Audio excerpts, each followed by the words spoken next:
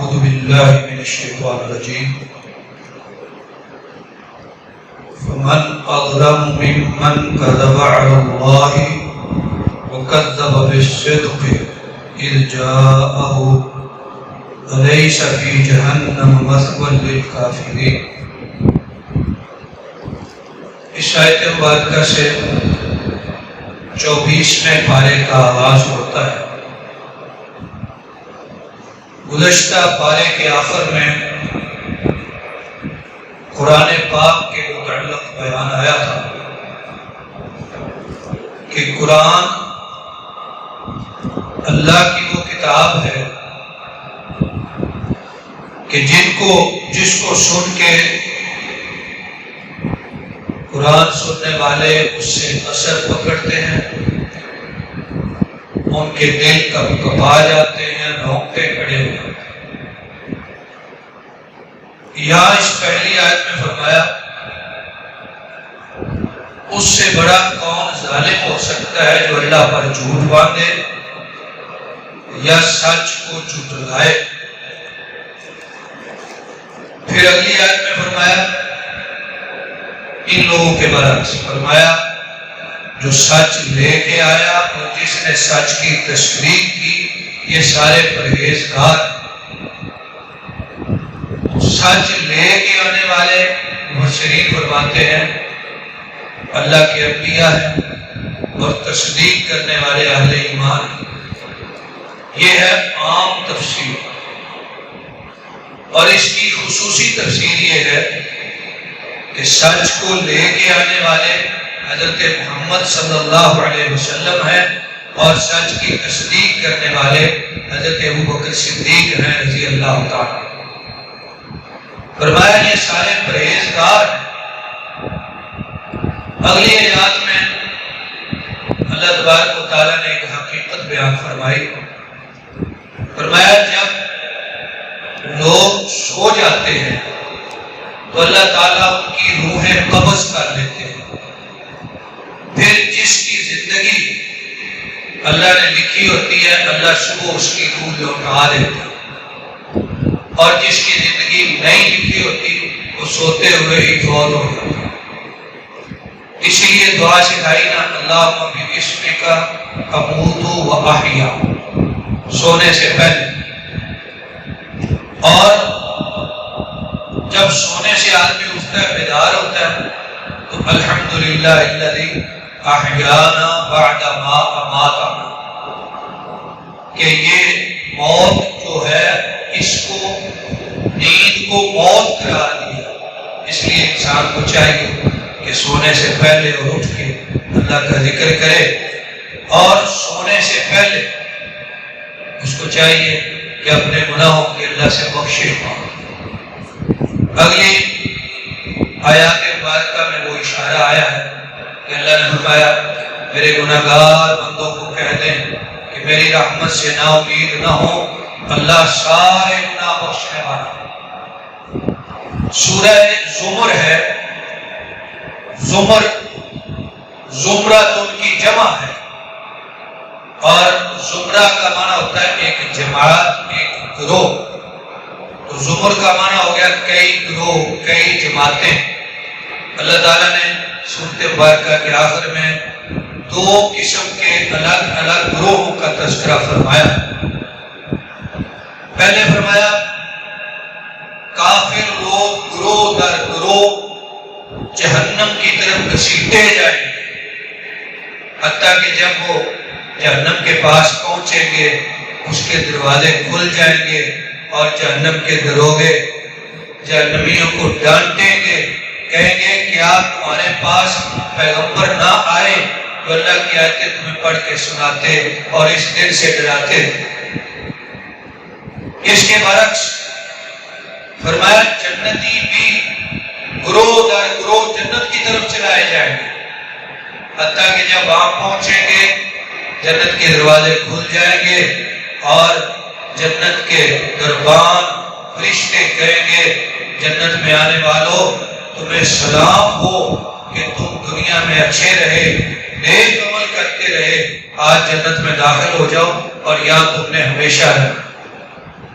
تو اس طرح دو قسم کے گروہوں کا اللہ تعالیٰ نے یہاں پہ تذکرہ کیا. تو گروہوں کے نام پہ سورت ہے سورہ زمر. پہلے جہنمی گروہوں کا ذکر آیا، پھر جنتی گروہوں کا ذکر آیا. دعا فرمائیے اللہ ہمیں بھی جنتی گروہوں میں شامل فرمائے، آمین. اس کے بعد سورت ہے المؤمن.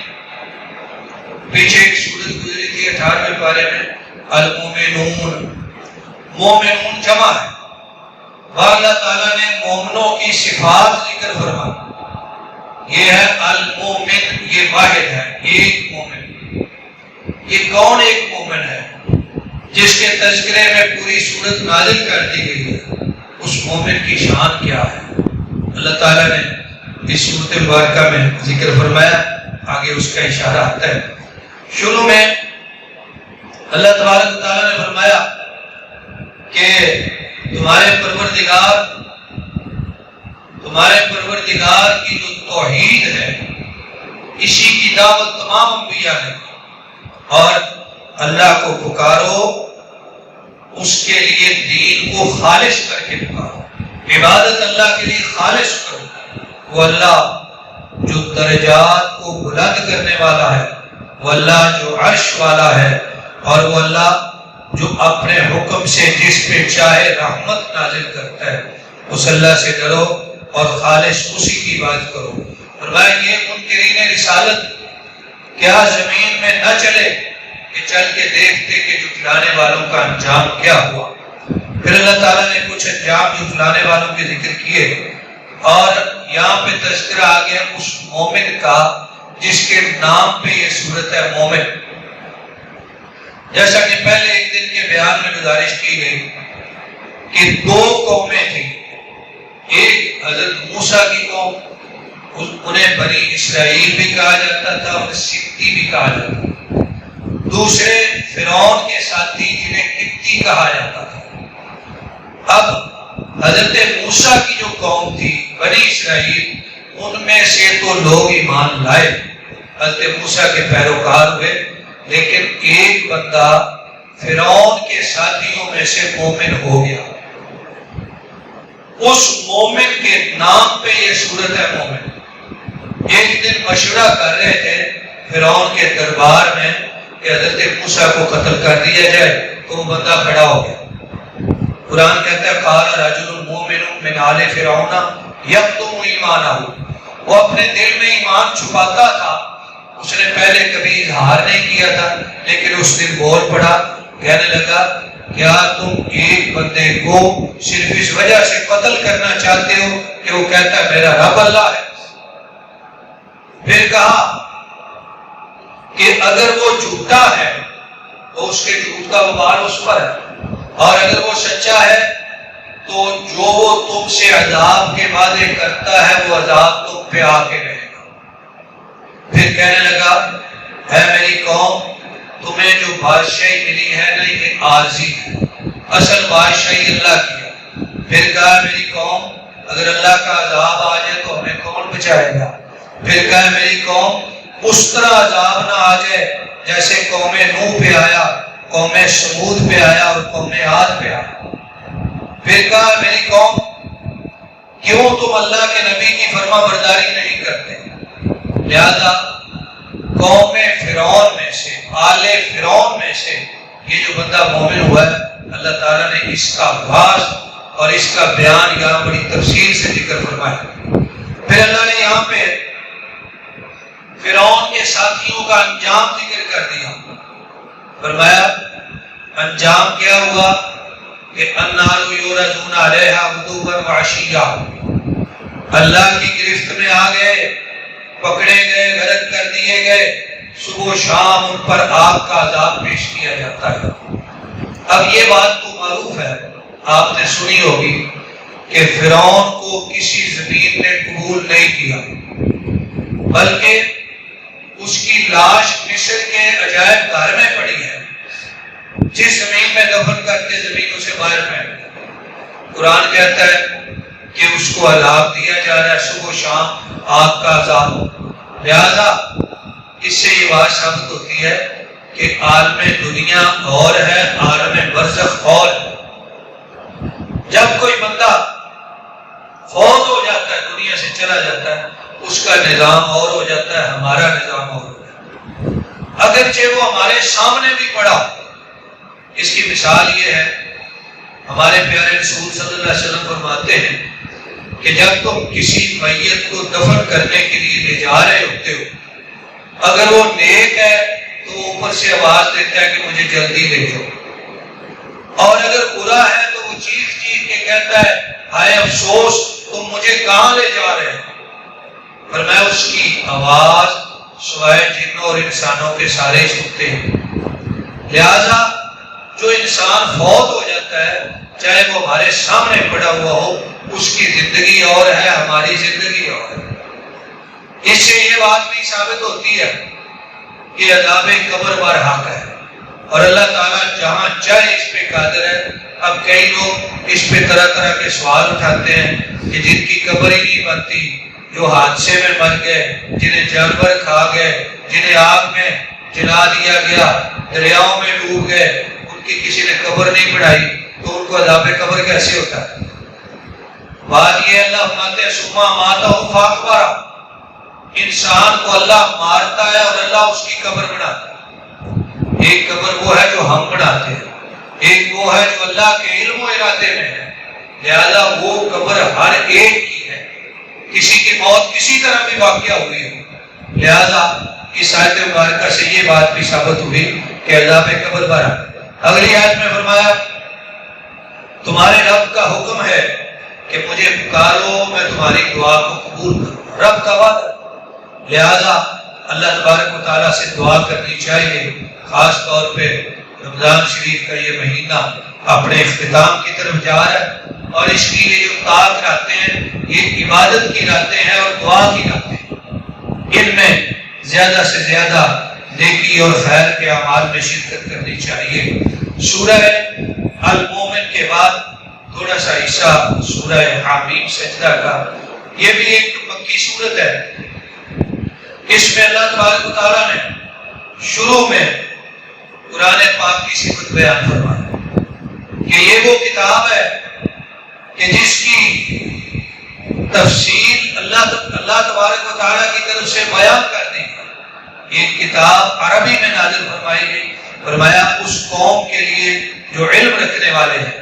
فرمایا کافر لوگ حاضرہ مذاق کہتے ہیں جی ہمارے دل پردے میں ہیں اور ہمارے کانوں میں روئی ہے، ہماری آنکھوں کے آگے پردہ ہے، لہذا یہ قرآن جو کچھ ہمیں کہتا ہے، یہ نبی جو کچھ ہمیں کہتا ہے، نہ ہمیں سنائی دیتا ہے نہ ہمیں دکھائی دیتا ہے۔ قرآن فرماتا ہے کہ یہ انکار قرآن اور انکار نبوت کے راستے، لہذا ان کے ساتھ کسی طرح کا سلوک آخرت میں ہوگا۔ وہ یہ اللہ فرماتے ہیں جب قیامت والے دن یہ سامنے آئیں گے، ان سے سوالات ہوں گے تو یہ طرح طرح کے جھوٹ گھڑیں گے۔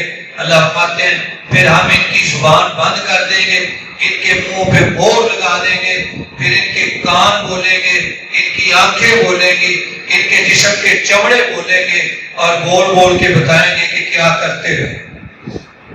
یہ اپنے چمڑے کو کہیں گے اور اعضائے جسمانی کو کہ آج تم کیسے بول رہے ہو۔ وہ کہیں گے ہمیں اس اللہ نے بلایا جس اللہ نے ہر ایک کو بولنا سکھایا۔ لہذا اللہ کی قدرت ہے۔ تو سورۃ مبارکہ کے آخر میں اللہ تبارک و تعالیٰ نے اس بات کا تذکرہ فرمایا کہ جو لوگ کافروں کی تکلیفوں کی پرواہ نہیں کرتے، اللہ کے دین پہ قائم رہتے ہیں، اللہ کی طرف سے فرشتے اترتے ہیں اور انہیں کہتے ہیں نہ خوف کرو نہ غم کرو، حق پہ ڈٹے رہو اور اس جنت کی خوشخبری لے لو جس جنت کا تم سے وعدہ کیا جاتا ہے۔ لہذا اہل ایمان نے بڑی بڑی تکلیفوں کا سامنا کیا، لیکن دین حق سے نہ پیچھے ہٹے نہ ڈگمگائے۔ مفسرین فرماتے ہیں کہ جب کفار تکلیفیں دیتے ہیں اس وقت فرشتے بشارتیں لے کے سامنے آتے ہیں اور انہیں ان تکلیفوں کا احساس نہیں ہوتا۔ اس میں حضرت آسیہ جو فرعون کی بیوی تھی، ان کی جو شہادت ہے وہ واقعہ بھی یہاں دلیل ہے، اور اس طرح کے کئی واقعات ہیں صحابہ کرام رضوان اللہ علیہ مجمعین کے بھی. جیسا کہ قرآن کریم نے اس سورت کے شروع میں فرمایا کہ یہ قرآن ہم نے عربی میں اتارا سمجھنے والے لوگوں کے لیے، سورت مبارکہ کے آخر میں بھی وہی مضمون دہرایا گیا. فرمایا اگر ہم اس قرآن کو عجمی میں اتارتے تو لوگوں نے کہنا تھا یہ عجمی میں کیوں ہے، عربی میں کیوں نہیں، تاکہ ہم اسے سمجھ سکیں.